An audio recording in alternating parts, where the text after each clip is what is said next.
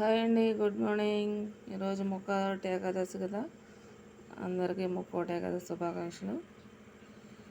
నేనైతే పూజ కోసం రెడీ అయిపోయాను అనమాట. ఉదయాన్నే లేచి ఇల్లు శుభ్రం చేసుకొని, చూడండి మాకు ముగ్గు వేసినా కూడా కనిపించదండి, ఏదో వేసామంటే వేసామంతే. ముగ్గు వేసుకొని పూజకి రెడీ అయిపోతున్నాను అనమాట. ఈరోజు ఉత్తర ద్వారాలు తీస్తారు కదండి ముక్కోటి ఏకాదశి అంటే. ఇంట్లో ఈ పని కంప్లీట్ చేసుకొని పూజ చేసుకొని గుడికి వెళ్ళాలి.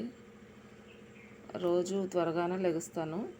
ఈరోజు ఇంకొంచెం త్వరగా లేచాను, 4కే లేచాను ఈరోజు. ఈ పనులన్నీ కంప్లీట్ అవ్వాలి కదా, అందుకని.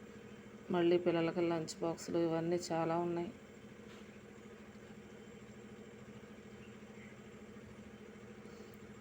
ఈ పనులు పై పనులన్నీ చాలా టైం పడతాయి కదండి.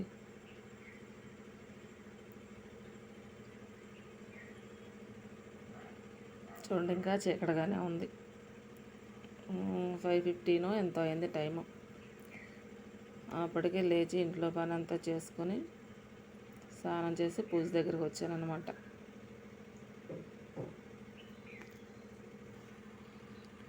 చూడండి బయట తులసమ్మ దగ్గర, అమ్మవారి దగ్గర పసుపు కుంకుమ అలా వేసుకుంటే బాగుంటుంది కదా.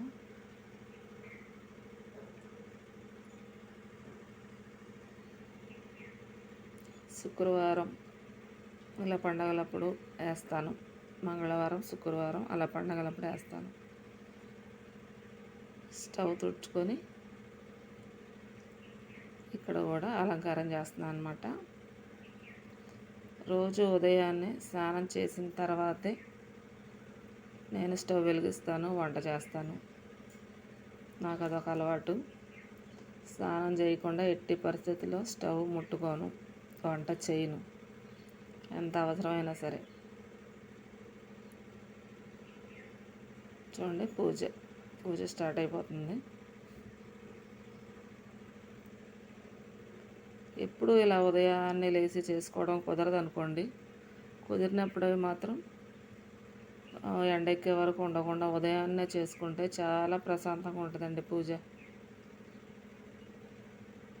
నేనైతే అలా ఎండ రాకుండా పూజ చేయడానికి ఇష్టపడతాను. సూర్య భగవానుడు రాకముందు చేయడానికి ఇష్టపడతాను.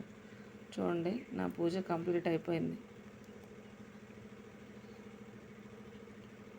టైం ఎంత 5:30 ఎంత అయింది. నా పూజ అయితే కంప్లీట్ అయిపోయింది. చీకటిగానే చూసారా ఇంకా.